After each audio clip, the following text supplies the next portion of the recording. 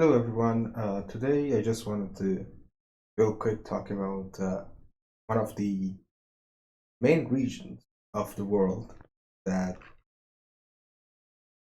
has been kind of recently overhauled, at least in my own maps. I know that I haven't shared it before. Well, I haven't shared it ever, but you get the point. So the one of the main regions of the world, as you can see, this is the second realm. Well, what I call the world. There is more to the planet than this, but this is the main stage for the world. And what I'm going to be talking about is actually the region of Rouvan here. Now let me zoom out so you can see more clearly. This is the continent of Zamin. There's three continents in the second realm. There's Keralia, Leostrada, Zamin is the biggest one. And Rouvan is right in the middle of Zamin. But of course, this is the known as Rouvan proper, this region here. So you can see here called the southern approaches. This is southern border, and around here, this cutoff point is the northern boundaries. I have marked the Rouvan proper provinces or cities, so to say, in red, so you can see.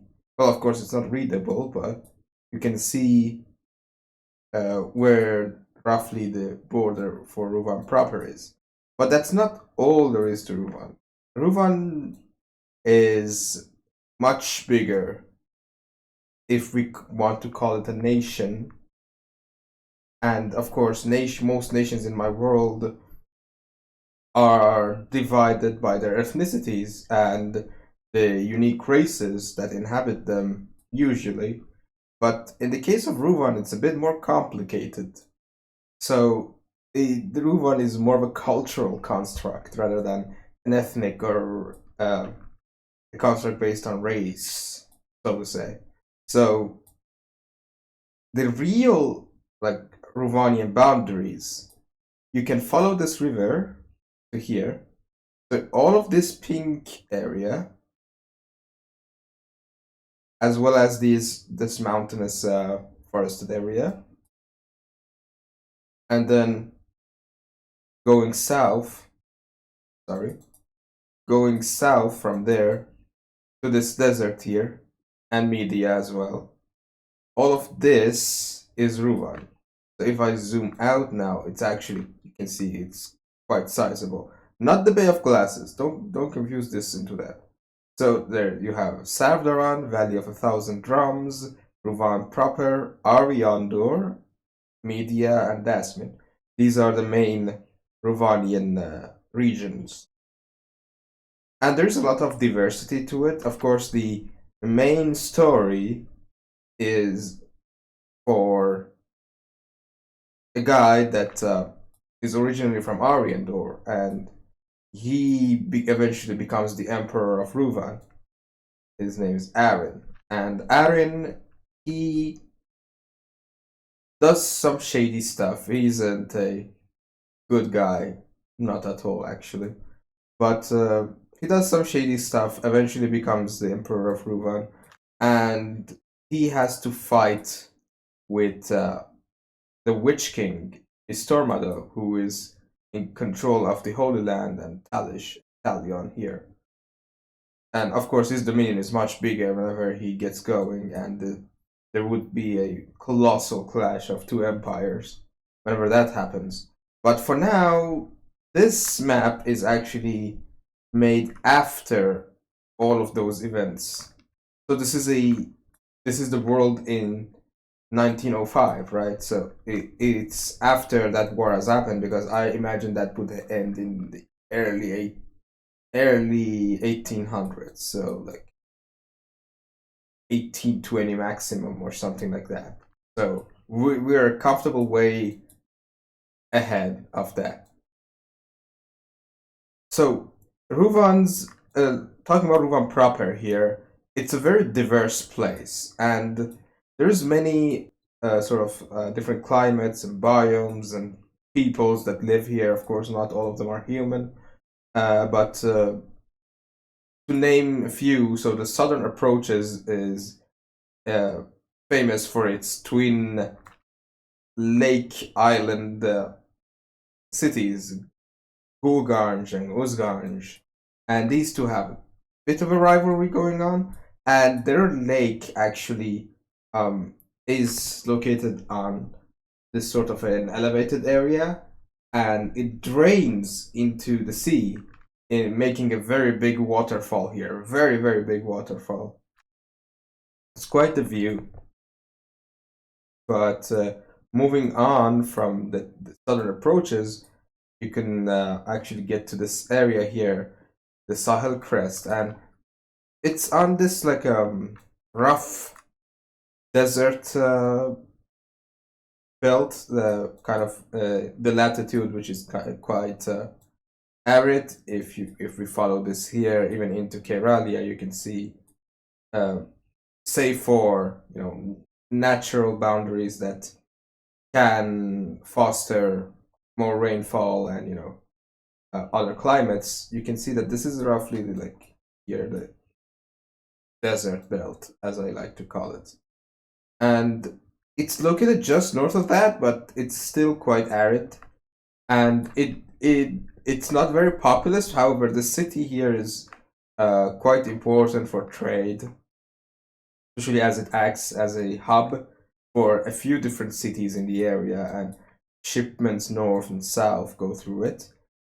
Here is actually one of the important cities of the region, because whenever the Rouvanian Empire under Arin collapses eventually, well, it doesn't collapse under Arin, it collapses under his son, which is a great emperor, by the way, but he just wanted to go, so he did, and the empire collapsed. The kind of kingdom of Tovinsar rises up and is one of the main contenders to reunite the region. But for now, there's like Holy Roman Empire levels of fracture in the region, and everybody's off for themselves, basically. They are poised to take it, but it's not gonna be easy. This region is quite forested. It's pretty viable for agriculture, and has plenty of flowing rivers, and has a decent amount of population. It's not too big, it's not too low, it's just okay, right? Here, moving north, this is a quite pretty cold region that's not very habited, especially because it's dangerous with all the monsters like lurking around and everything. So this coastal stretch here, despite the looks of it that looks pretty viable, it's actually quite dangerous and not usually traversed. No, in fact, it's much safer to go via sea route, or you go north to the capital here. Setartash is the capital of Rouvan, at least the traditional capital. Here's the old Setartash. This city was abandoned by the government. It's mostly nowadays just another city, and the government relocated to this new location, which they called Setartash. Of course, the old city was still called Setartash as well, but they're like, nah, that's the old one. Now, here's the new one. So this is the new one. Located on the shores of the Grave of Mir. Mir is, of course, this great river that runs north.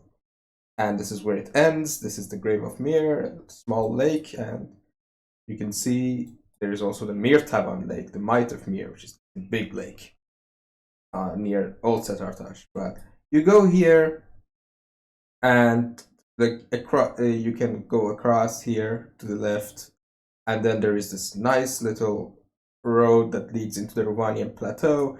Here's where most of the population lives. In fact, this whole curve here, right? So from the city of Nadaran here on the Might of Mir, going north and then west across this curve and to this coastal area, as well as continuing even westwards to the 14 cities, which is the biggest city in the world.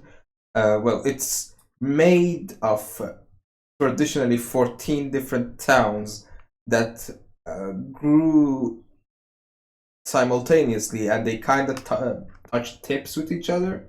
So it's like, it feels like one continuous city, even though they're different cities and they have different governments. They're just known as the 14 cities. And then they eventually made like a unified city council for the 14 cities as well to coordinate everything. This place is known as the Grain Coast. It's very, very good for agriculture, as you can guess. This is the island of crabs. Not very populous. In fact, it's quite dangerous, especially these like swampy parts, known for hags and what have you. But it's not deserted either. Like, there is a few cities here, but mostly the population of the islands is in the 14 cities, which is way bigger than the capital, by the way. Not even close. Moving on this stretch northwards, I'll get to this here later. This is not part of Rouvan.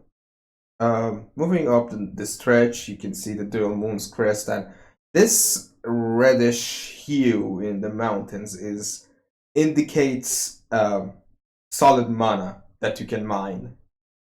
And this is the thing that kind of makes Rouvan special, is that they have lots of just like mana. This is liquid mana, as you can see, this lakes that are purple. This is liquid mana that you can just extract. Part of the reason that the Witch King wanted to invade and take this is a readily accessible mana that you can just extract. The solid mana is quite hard to extract, and it's also hard to handle, but it can make for good fertilizer depending on the crop, especially like some more magical crops. And so here's a break from Rouvan, because Rouvan has a few enclaves inside it that are not technically part of Rouvan, really. Even though they kind of like swear allegiance to whoever's the Emperor of Rouvan, the kind of like the Feral here consists of like a few big communities: the Red Tower, Parian, and Sabima, Parian being the capital, of course. And this is their little patch of forest, as well as the kind of like the Banished Lands. This is where the demons respawned whenever Arin invented originalism. The demons reappeared, and they nowadays kind of congregate around this area, the Banished Lands. And they also, the Banished Lands is also what you have to go through to get to this mana lake here, because it's, especially for like industrial level extraction, this is the only viable route. If you want to send an adventure or whatever to like go through this forest and like, I don't know, bring you 5 bottles or whatever, that's fine. But if you want to run an operation, this is not very viable. And you would need this like solid land route through this gate, the Argazar Pass, but in the Banished Lands, and it's quite dangerous. So even though this is the best, in terms of magical potential, the best mana lake, it's the least accessible. This is a frozen solid for like, I don't know, 9 out of 10 months. So yes, this will last 10 months, but the days are like, some months have 41 days. So like, whenever we aggregate all that together, it still comes out to 365. So still fine. And this lake is the one that's mostly used. However, the mana here isn't as potent because it's less rich, right? It has a mixture of water. Well, I would say that the water mixture in this mana here is, I would say, like 50% water to 50% mana. In here, it's like 75% mana. Oh, that's actually a bit too much. Maybe let's say this is 60% mana and 40% water, and this is like 70% mana. So yeah, this is liquid. You can just go there and drink it or whatever. But getting like launching a mana extraction operation here is quite dangerous. This is frozen solid except like for 1 month. So make use of it whenever you can. and this one is the most tame one that is safe, and it also gets the job done, and there's a lot of it as well. So that's the status of the Rouvan's 3 mana lakes. The Oasis Aran, you have the Glacial Pool, and the Grand Siraj Lake. There is technically also the Red Water Pool, but this is red water. This is not mana. Humans cannot use red water. Is mana, but it's also dangerous to humans. Like if you consume it, you're gonna die. So it's mostly useful for demons and fiends and whatever, right? Not humans. Humans cannot have red water. Moving on. The last stretch of Rouvan is around here, and this is the second biggest city in mainland Rouvan, Tirabad. Tirabad is the city of art and architecture, and usually it also gets into arguments with whichever who is the most decadent, Zetartaj or Tirabad. It's a pretty expensive city. However, the cities around it are quite nice as well. They're more affordable at least, and this area is generally like, even though it's quite disconnected, it's very indivisible from Rouvan. Their whole identity is that being Rouvanian. In fact, they claim to be the first Rouvanian cities, so you're not gonna break them apart that easily, unless you're Aaron. You make them hate you so much that they're gonna just secede. But otherwise, the Rouvanian identity here is strong. They also have a very good relationship with the great cities in Porgan and Turan, and they have a lot of cultural exchange between them. Moving here, this is the kind of like the leaking volcano. It doesn't erupt. It erupted a while ago, but the magma pretty much constantly feeds these mana. This not sorry mana. The magma in the earth feeds these lava streams that are constant, and you can see that this patch of forest is always and permanently set on fire. It's actually quite a sight. The trees do not burn. They're a special kind of tree that really doesn't burn. It burns, but it doesn't become ash or whatever. It's just permanently burning, and that's the type of tree that is. It's suspected to be enchanted with ancient fey magic, and that's why it is the way it is. And yeah, this portion of the forest is always set on fire, and the lava feeds into this mana kind of origin, mana spring, and they together make red water, which as I said, not good for humans.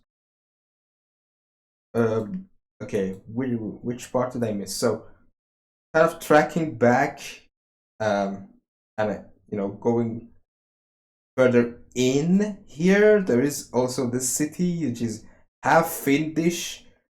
Fiends are a race of humanoids that were invented, as in artificially created by an ancient race, and the most famous fiends are like one-offs, right? You have the Fiend of Wrath, for example. It's just one guy. Well, not one guy, more like semi-deity. They're very strong. But there's also the dumber, lesser fiends. And I say dumber and lesser, that means they're not the higher fiends that, have you run for the hills. They're just pretty much on the same level as humans, with some more magical talent, but it's mostly potential. So yeah, they could also reproduce with humans. That's how you get half fiends, and this is a city of half fiends. That's why it's blue, but it's part of Rouvan. I don't know how to make that more clear, but yeah, that's why it's blue. Here's a bunch of like forest cities. There's the traditional area, the province of 5 princes, of course. There's 5 princes here, right? 1, 2, let's just Estak, Mirboland, Tirkahan, Ektanai, and Akvanidar. These are the 5 princes, and they kind of like link the region together. That's the 5 princes provinces, and here's the kind of like the very forested cities around this shoreline here as well that we talked about, I think. And this is the island of the Silver Island, and of course the Silver City here. They extract a lot of silver, if you couldn't tell. But they also have a very iconic fleet with kind of like a silver embroidery on their sails, and wherever they go, you could see them. You could tell, oh yeah, those are the guys from the Silver City. They have a big merchant fleet, is what I'm trying to say. And what this area also I didn't cover. This is kind of like a mostly rural areas. This the Poran Valley is known for fruits and gardens. They also make for good academies around here as well. This is the kind of like a Gold Coast. There isn't much gold there nowadays, but in the ancient times, gold coins used to be stricken here for the entirety of the empire. They're still around. They struck so much gold and minted so many coins, but nowadays the mines have run dry, and this is mostly just a glorified town. Like, if these highlighted cities have population of at least like 50k or 100k, this place probably has like 20k. Pretty abandoned, but they still use the port, especially adventurers go around this area. There's a lot of bounty to be found, a lot of old treasure, hunting pirates, exploring islands, Tomb Raider stuff. Imagine if Nathan Drake was, a licensed adventurer in your fantasy story, right? Or Lara Croft. So that's about it, I believe. The region of Rouvan proper here connects on its northeast to 2 regions. The Valley of 1,000 Drums, which runs all the way here. All this pink stuff is it. The Valley of 1,000 Drums. This is also Rouvanian, but we don't want to talk about it today. And it's all linked through the city of Sarvand here, though Sarvand is very, very cold, as I've denoted here. And you can also go through this coastal stretch here. There's proper roads. It's not very populous, but there's a few villages and stuff scattered around, so it's not unsafe either. You go through Sarvdaran. Sarvdaran is the quote-unquote mage region. This is famous for its mages, the mage city, the Sarvdaran city, and its upper district, which has all the magical academies and whatever is here. They usually have been doing their own thing, especially because their region is very mountainous. It's very very mountainous, very cold, very difficult terrain. So they've mostly been just keeping to themselves and not really caring about who's emperor, who's not. They don't even consider themselves part of the Rouvanian Empire, and rarely ever they've been part of the empire. Mostly they're just left to their own devices and whatever the hell they experiment with. We don't want to talk about. Not this. Anyways, so that's the 2 Rouvanian regions that it connects to on the north, as well as on the northwest. It connects to Turan. Turan is divided into 2 kind of like sub-regions. So Turan, the eastern Turan, is run by nomads and nomadic confederations and tribes that are migratory, and there's a lot of kind of steppe lands around here. There is a big city, the big terrace city, called Haltadan. Haltadan is a kind of like a nomadic hub, but it has a Rouvanian administration, so that's why they invite usually the two kind of big tribal federations, or big tribal federations around here didn't agree on who should run Altadan, so they're like, okay, wait, let's just invite somebody from Rouvan who can, run it for us. And they visit during the cold season or whenever they have stuff to sell, basically. Nowadays, the road from Haltadan to Argatan here is quite dangerous, so usually people just go to the river and sail down. But that's basically the hub of the tribes.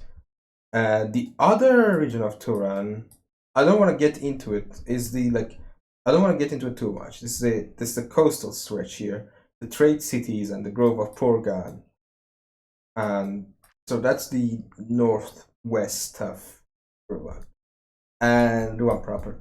And to the south, we also have two Rouvanian regions, Ariandor here, this mountainous peninsula, as well as Dasmin, this kind of arid region here, as well as Media, I guess. Yeah, Media.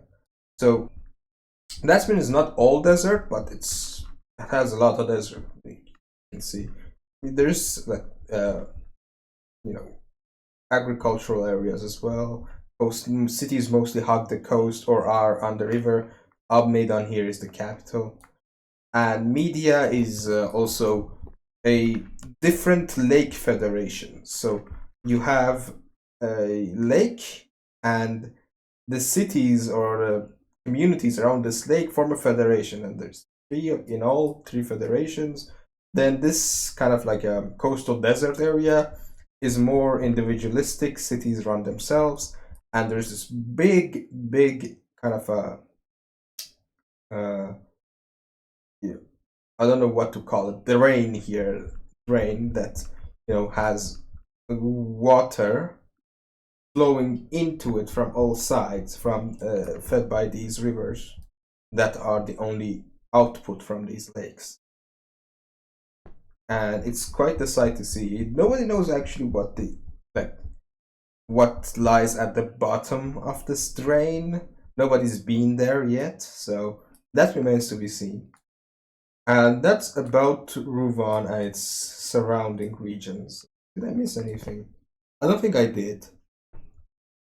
So yeah, that's about it. I would go into more detail, but I just wanted this to be an overview of general vibes, and I've been yapping for too long anyway, so hopefully I can talk about other regions or cover Rouvan in more detail later.